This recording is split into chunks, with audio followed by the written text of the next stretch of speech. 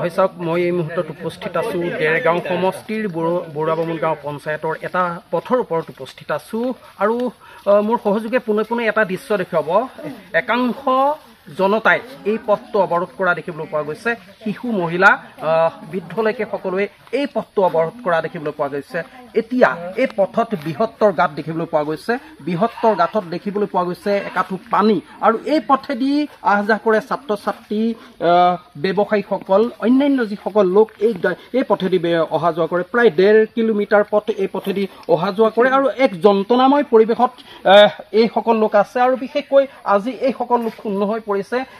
বহুবাৰ চৰকাৰক উন্নয় বিনয় কৰিছিল বিধায়ক ভৱেন্দ্ৰনাথ ভৰালীক বহুবাৰ আবেদন নিবেদন কৰিছিল পথছোৱা পকী কৰিব লাগে প্ৰায় 1.5 কিলোমিটাৰ এই পথছোৱা পকী কৰিব লাগে কিন্তু বিধায়কজনৰ যি হেমাহি বিধায়কজনৰ যি অমনোযোগিতা আৰু অমনোযোগিতাৰ ফলশ্ৰুতিত আজি এই দৃশ্য দেখিবলৈ পোৱা গৈছে ND24 দৰ্শকসকলক আমি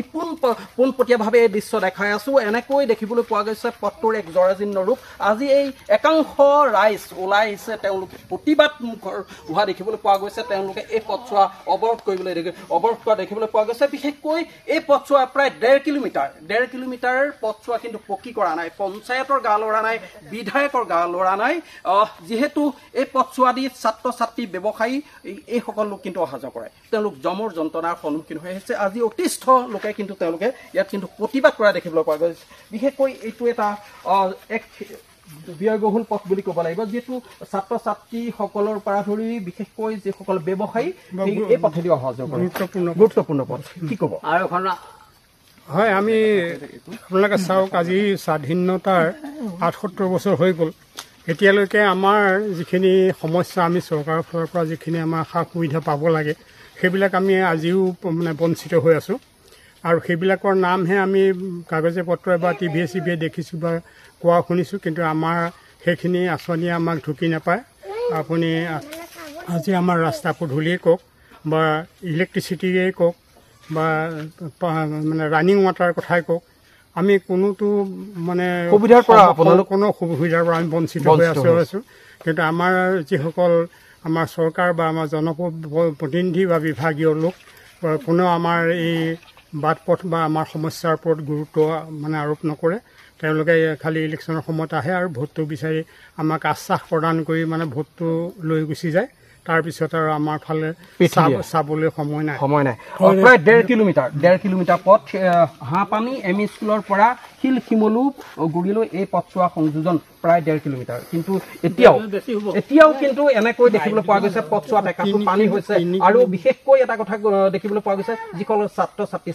ছাত্ৰীসকল যাতায়াতৰ কাৰণে বিশেষ অসুবিধা কি ক'ব মই আপোনালোকৰ ধন্যবাদ জনাইছোঁ আমাৰ এই ভিতৰুৱা অঞ্চললৈ আপোনালোকে আহি যিটো নিউজ বাতৰি আপোনাৰ সম্প্ৰচাৰ কৰিবৰ বাবে ওলাই আহিলে তাৰ বাবে আপোনালোকক সকলোলৈকে আমাৰ ফালৰ পৰা ধন্যবাদ জনালোঁ দ্বিতীয় এটা কথা হ'ল আমাৰ যি ৰাষ্ট্ৰীয় ঘাইপথ 37 ৰাষ্ট্ৰীয় ঘাইপথৰ পৰা প্ৰায় আমাৰ 3 কিলোমিটাৰ দূৰত ভুকতীয়া গাঁও অৱস্থিত এই ভুকতীয়া গাঁৱৰ সংযোগ পথ হৈছে যে যিটো বালিজান চমুৱনী কাকলঙা চমুৱনী ৰাস্তা সেই ৰাস্তাৰ সমীপৱৰ্তী এইটো আমাৰ ভিতৰীয়া ৰাস্তা আমাৰ এইপিনে আপুনি হাঁহপানী এমই স্কুলৰ পৰা আহি এইপিনে 14 নং ফেটা বস্তি যি গোহাঁইমেৰা বুলি আগতে উল্লেখ হৈছিলে গোহাঁইমেৰা এতিয়া কাকলঙা চমুৱনী পথ নামে নামাকৰণ কৰিলে সেইটো সংযোগী পথ এই প্ৰায় 2 কিলোমিটাৰ ৰাস্তা এই ৰাস্তাটোত আমাৰ যথেষ্ট অসুবিধাৰ সন্মুখীন হৈছে বিশেষভাৱে আপোনালোকে দেখিব ইয়াতেই নাহনৰ গাঁৱত এখন মডেল হস্পিটেল আছে আমাৰ এই অঞ্চলতে আছে শীতল আমাৰ হেৰি কাকলঙা আমাৰ ব্লক আছে সেই ব্লকলৈ আমাৰ প্ৰায় আমাৰ সমীপৱৰ্তী গাঁও প্ৰায় 10খন গাঁও এই ৰাস্তা দিয়ে তেখেতসকল অহা যোৱা কৰে ওচৰতে হাঁহপানী এমই স্কুল আছে নাহৰঙা এমই স্কুল আছে তালৈ আমাৰ কণ শিশুসকল যায় এই পথেদিয়ে যায় যথেষ্ট বাৰিষা কালত ইয়াত অসুবিধাৰ সন্মুখীন হৈছে আমি এই ক্ষেত্ৰত বিভাগীয় আমাৰ যি চৰকাৰী কাৰ্যালয় আছে তেখেতৰ লগত আমি যোগাযোগ কৰিছিলোঁ MLAৰ লগত যোগাযোগ কৰিছিলোঁ শেহতীয়াভাৱে আমি আমাৰ ভুকতীয়া গাঁৱত অনুষ্ঠিত হোৱা পদু অসম ভিত্তিত যি ভাওনা প্ৰতিযোগিতা আমি অনুষ্ঠিত কৰিছিলোঁ আমি সন্মানীয় আমাৰ মুখ্যমন্ত্ৰী মহোদয়ক আমি লগ কৰি পেলাই এখনি আবেদনৰ আকাৰত আমি তেখেতক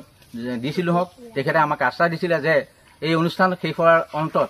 আপোনালোকৰ যিখিনি অসুবিধা আছে গাঁৱৰ যি ৰাস্তা পদূলি আছে আমি সকলো আমি কৰিম কিন্তু তৎসত্ত্বে আজি প্ৰায় এবছৰ দিন হ'ল আমাৰ ইয়াত তেনেকুৱা ধৰণৰ পদক্ষেপ লোৱা হোৱা নাই। কিন্তু শেহতীয়াভাৱে এটা ৰাস্তা আহিছে যদিও যিটো স্কীমত তেখেতসকলে উল্লেখ কৰিছিলে যে কলানী চুক হৈ দীঘলা চুক হৈ যিটো স্কীমত উল্লেখ আছে, কিন্তু এছোৱা পথ কাম আৰম্ভ কৰিছে। বাকী দীঘলা চুবিৰ মাজেৰে যিটো ৰাস্তা আহিছে সেইটো অত্যৱসীম আজিলৈকে কাম হোৱা নাই। তাৰ কাষৰীয়া যিটো ৰাস্তা হাঁহপানী এম ই স্কুলৰ লগত যিটো সংযোগী হৈ আছে সেই ৰাস্তাৰ আজিলৈকে কোনো আমাৰ ছাৰ্ভেও কৰা নাই। আমাৰ সম্পূৰ্ণ ল'ৰা ছোৱালী কাকডঙা এম ই স্কুলৰ ল'ৰা ছোৱালী হাঁহপানী এম ই স্কুল নাহৰডঙা ব্লক কাকডঙা ব্লকৰ পৰা ধৰি এই মানুহখিনি সমীপৱৰ্তী যিখিনি আমাৰ হাঁহপানীয়ে হওক কচুবুৰীয়া ডোমজৰীয়া সমস্যা এই গাঁওখিনি আহিব পৰা নাই। আৰু বিশেষকৈ এটা কথা ক'ব লাগিব, বিধায়কগৰাকী আছে, বিধায়কগৰাকী বিশেষকৈ যিহেতু নতুন সমষ্টি নিৰ্ধাৰণ হ'ল, কিন্তু বিধায়কে এই অঞ্চললৈ এই বৃহত্তৰ এই অঞ্চললৈ কিন্তু পিঠি দিয়া পৰিলক্ষিত হৈছে। ৰাইজে ক্ষোভ প্ৰকাশ কৰিছে। কি ক'ব এই মুহূৰ্তত যিহেতু দেখিবলৈ পোৱা গৈছে মহিলাসকল আছে, আপোনালোকে এই প্ৰতিবাদ কৰা দেখিবলৈ পোৱা গৈছে। ৰাস্তাটো আপোনালোকে বন্ধ কৰি দিছে। কি ক'ব, কি জনাব চৰকাৰ কি আহ্বান জনাব? আমাক ৰাস্তাটো লাগে। ৰাস্তা ইমান দিগদাৰ হৈছে, পানী বোকাত ল'ৰা ছোৱালী স্কুললৈ যোৱা কৰা, আৰু এতিয়া আপোনালোকে সমস্যাটো আমাক সমাধান কৰিব লাগে সোনকালে। হয়, নিশ্চিতভাৱে এনেকৈ দেখিবলৈ পোৱা গৈছে। এইসকল স্থানীয় লোকক এনেকৈ প্ৰতিবাদমুখৰ দেখিবলৈ পোৱা গৈছে। বিশেষকৈ এইসকল লোক আহি পথত আহি তেওঁলোকে কিন্তু প্ৰতিবাদ সাব্যস্ত কৰিছে, পথ অৱৰোধ কৰিছে। তেওঁলোকে এনেকৈ দেখিবলৈ পোৱা গৈছে। আৰু বিশেষকৈ এটা কথা ক'ব লাগিব, বিধায়কগৰাকীক পুনৰবাৰ আহ্বান জনাইছে পুনৰ নিৰ্মাণৰ ক্ষেত্ৰত বিশেষ ভূমিকা গ্ৰহণ কৰিব লাগে।